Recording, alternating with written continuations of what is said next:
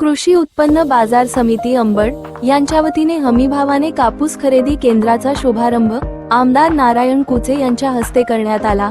भारत सरकार वस्त्र मंत्रालय अंतर्गत भारतीय कपास निगम लिमिटेड हंगाम सन 2025 ते 26 करिता हमी भावाने कापूस खरेदीचा शुभारंभ अंबड बदनापूर तालुक्याचे आमदार श्री नारायण भाऊ कुचे यांच्या हस्ते झाला। सदर कार्यक्रम Vighnesh farmer producer company limited Shevga taluka Ambad येथे संपन्न झाला।